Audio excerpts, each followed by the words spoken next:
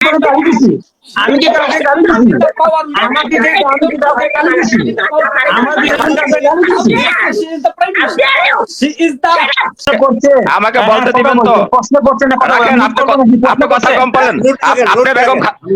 আপনি বেগম খালেদা জিয়াকে কি বলেছেন? আপনি বেগম খালেদা জিয়াকে সম্মান দিতে জানেন নাই। আপনি কেন বলেছেন বেগম খালেদা জিয়া 8 পাস? এই আপনাকে কে বলেছে বেগম খালেদা জিয়া 8 পাস? মিয়া ফাজিল, বিয়াদবি করে কিছু মানা থাকে। এই মিয়া, আপনি কোত্থেকে আসছেন? আপনি কোত্থেকে, কোন গর্ত থেকে উঠে আসছেন আপনি?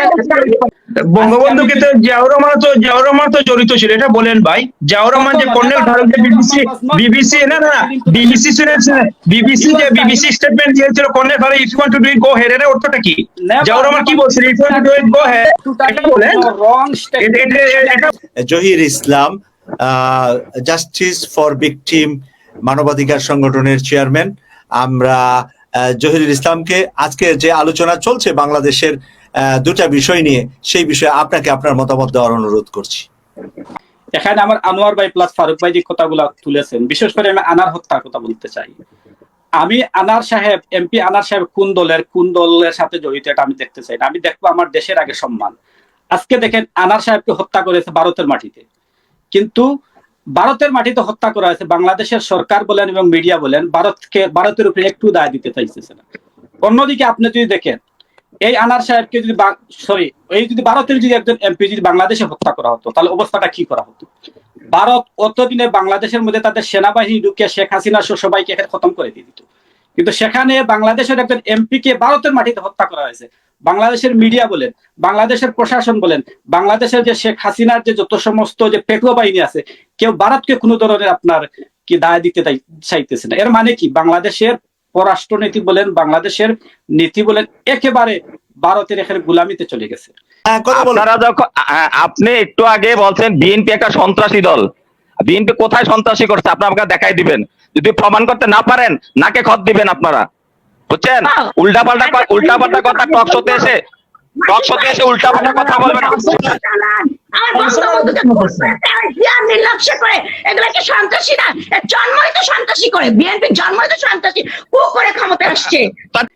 আপনি দেখেন আল্লাহ ভালো করেছে, যদি আনার সাহেব যদি আজকে ভারতে নিহত হওয়ার কারণে আপনার সঠিক তদন্ত হইতেছে, সঠিক তদন্ত মাধ্যমে বাইর হইতেছে যে আওয়ামী লীগের লোকেরা ওনাকে হত্যার সাথে জড়িত, উনি যদি আজকে বাংলাদেশে হত্যা করা হতো তাহলে কি হতো? এতদিনে বিনা তদন্তে বিএনপি জামাতের এখানে বাংলাদেশের উত্তর মাথা থেকে নিয়ে দক্ষিণ মাথা পর্যন্ত সবাইকে গ্রেফতার করে ফেলতো।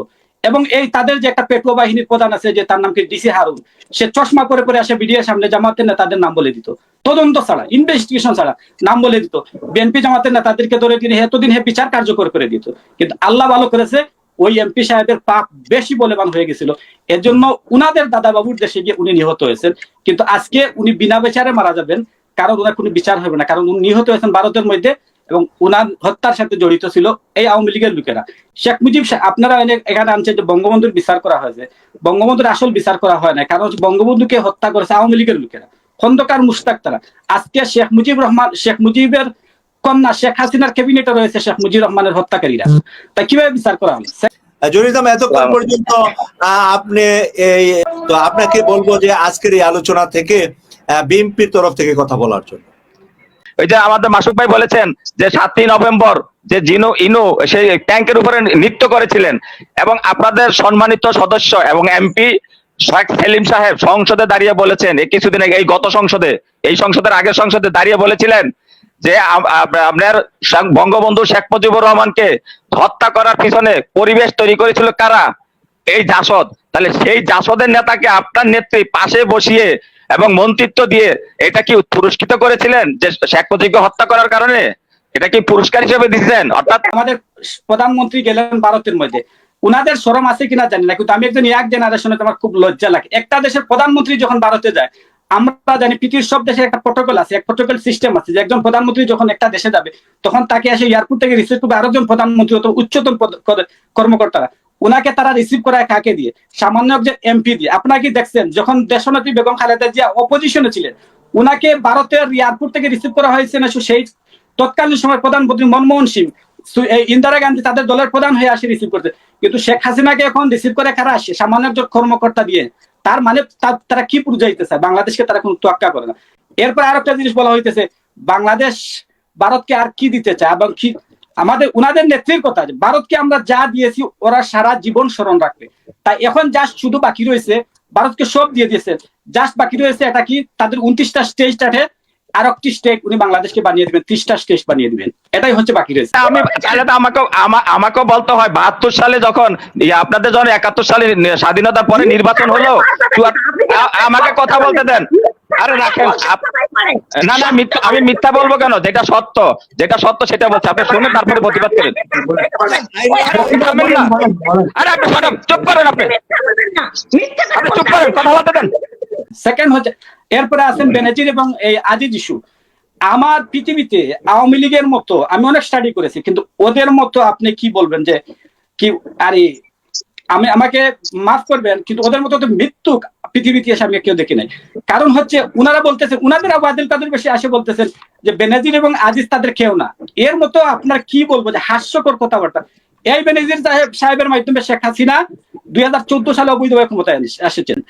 এই আজিজ সাহেবের মাধ্যমে, যে আজিজ সাহেব বাংলাদেশের ইতিহাসে সেনাবাহিনীর কে সবচেয়ে কলঙ্কিত করেছেন, যে ছাত্রলীগের ছেলেদেরকে সেনাবাহিনীর পোশাক পরিয়ে 2018 সালে দিনের ভোট রাতে ঘটিয়েছে। ভোট কিভাবে মানে কারচুপি করেন, উদাহরণ সঙ্গে আমার এলাকা দাউদকান্দি থানায় খন্দকার মোস্তাক ইঞ্জিনিয়ার মর্সিয়ার সাথে, রশিদ ইঞ্জিনিয়ারের সাথে উনি যখন পরাজিত হয়, এই খন্দকার মোস্তাককে শুধু আমাদের জিতানোর জন্য এই দাউদকান্দি থেকে হেলিকপ্টারে করে ব্যালট পেপার ঢাকা এনে তাকে ডিক্লারেশন দিয়ে তাকে সংসদ সদস্য বানানো হয়েছে। ভোট চুরি সেখান থেকে শুরু, ভোটের কারচুপি তো সেখান থেকে শুরু তো আপনারা করেছেন। কিন্তু আজকে যখন বেনজির আহমদ এবং আজিজ সাহেবের ভোট চুরির কথা, টাকা এবং দুর্নীতির কথা সারা পৃথিবীতে প্রকাশ হয়েছে, এখন উনারা বলতেছেন উনারা তাদের দলের কিচ্ছু না। তাহলে আওয়ামী লীগ হচ্ছে বাংলাদেশে এমন একটি রাজনৈতিক দল যাদের পক্ষে গেলে সবাই মুক্তিযুদ্ধ আর তাদের বিপক্ষে গেলে সবাই হয়ে যায় যুদ্ধ অপরাধী।